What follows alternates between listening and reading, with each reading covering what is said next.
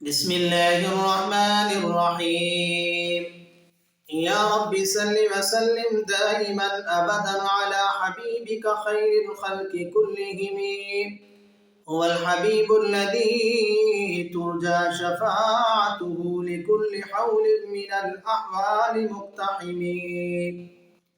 حاضرین و ناظرین، آج ہم آپ کے سامنے سنت مؤکدہ کا تذکرہ فرماتے ہیں۔ سنت مؤکدہ کون سی ہیں اور ان کا پڑھنا ضروری ہے؟ اللہ کے پاک پیغمبر صلی اللہ علیہ وسلم نے ان کی کیا فضیلت بیان فرمائی ہے۔ فجر کی 2 سنتیں، فرائض سے پہلے جو 2 سنتیں پڑھی جاتی ہیں 2 یہ ہیں، اور ظہر سے پہلے کی 4 سنتیں اور بعد کی 2 سنتیں، اور اسی طرح مغرب کے بعد 2 سنتیں اور عشاء کے بعد 2 سنتیں۔ یہ کل 12 رکعات بنتی ہیں۔ اس کے بارے میں اللہ کے پاک پیغمبر صلی اللہ علیہ وسلم کے فرمان بھی سنیے اور ان کے فضائل بھی سنیے۔ سب سے پہلے میں آپ کے سامنے حضرت ام حبیبہ رضی اللہ تعالی عنہ کے حوالے سے روایت بیان کرتا ہوں کہ اللہ کے پاک پیغمبر صلی اللہ علیہ وسلم نے ان کے بارے میں کیا فرمایا کہ سنتیں، یہ جو سنتیں ہیں۔ عن ام حبیبہ رضی اللہ تعالی عنہ قالت قال رسول اللہ صلی اللہ علیہ وسلم من صلی فی یوم و لیلۃ 12 رکعۃ بنی له بیت فی الجنہ 4 قبل الظہر ورکعتین بعدها ورکعتین بعد المغرب ورکعتین بعد العشاء ورکعتین قبل الفجر۔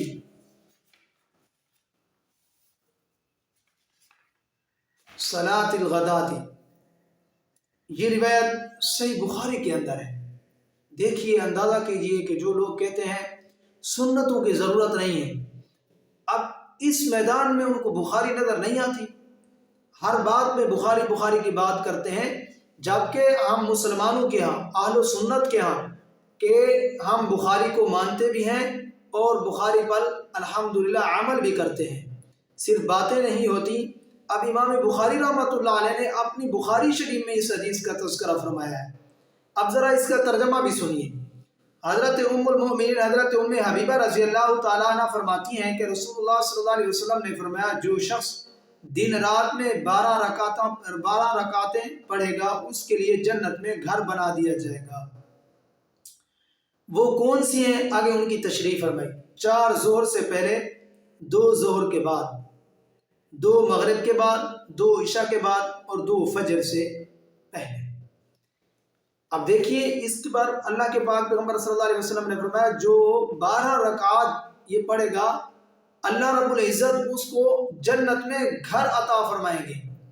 اب اتنی بڑی فضیلت ہے، مسلمان کو ان فضائل سے دور کرنا، اور پھر ان کی اہمیت ذرا اور سنیے سنت مؤکدہ کے بارے میں۔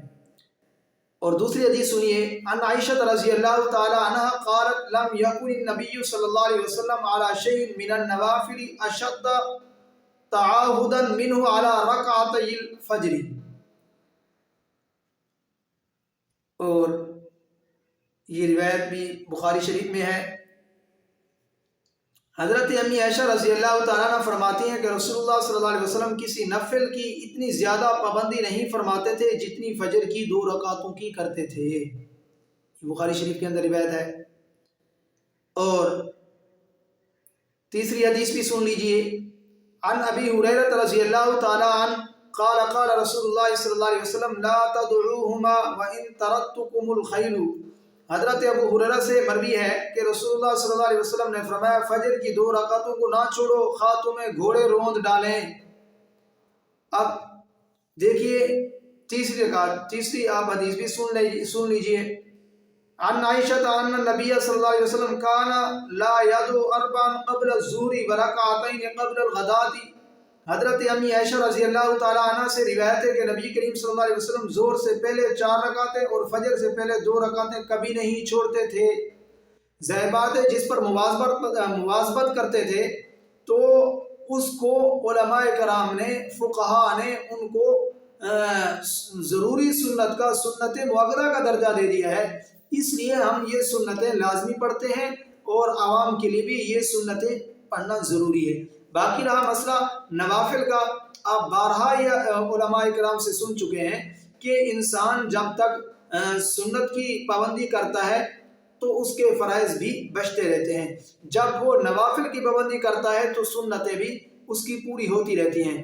جب وہ نوافل کو چھوڑے گا تو سنت کو پڑھتا رہے گا، جب سنت چھوٹے گی تو فرض بھی چھوٹنے کا خدشہ ہوگا۔ اس لیے فرائض کو بھی ادا کریں، سنتوں کو بھی ادا کریں، نوافل کو بھی ادا کریں۔ باقی رہا مسئلہ نوافل کا، اگر فرمایا کہ آپ نوافل ادا کریں گے تو قیامت والے دن اللہ رب العزت اگر نماز میں فرائض میں کمی کوتاہی ہوگی تو ان کمی کوتاہیوں کو سنن اور نوافل سے پورا کیا جائے گا۔ اب جانیے ہم اپنی نمازوں کا حال، کیا ہم جس طریقے سے نماز اتری ہے، جس طریقے سے ہم پر فرض ہوئی ہے، کیا اس طریقے کے ساتھ ہم اپنی نماز پڑھتے ہیں؟ صحابہ کرام کی نمازیں کیا تھی؟ ایسے لکڑی کی طرح کھڑے ہوتے۔ کتنے واقعات پڑے ہیں، صحابہ کرام اپنی نماز پڑھتے، ساتھ اگر کوئی شور و غل ہوتا تو پتہ نہ چلتا، اتنا سکون اور خشوع کے ساتھ نماز پڑھتے۔ اب ہم نماز پڑھتے، ہماری دھیان، ہماری توجہ، ہمارے خیال تجارت کی طرف، کاروبار کی طرف، مختلف خیالات ہمیں نماز میں، جو کام یاد نہیں آتے وہ ہمیں نماز میں یاد آ جاتے ہیں۔ تو اس لیے ہماری نمازوں میں جو کمی کوتاہی ہوتی ہے وہ سنن اور نوافل کے ذریعے سے پوری ہوتی ہے۔ اس لیے ہم عوام سے یہی کہتے ہیں، آپ فرائض کے ساتھ جو سنت موقع ہیں وہ تو ضروری ہیں، پڑھنی ہے، اور اس کے ساتھ ساتھ آپ نوافل کا بھی اہتمام کریں۔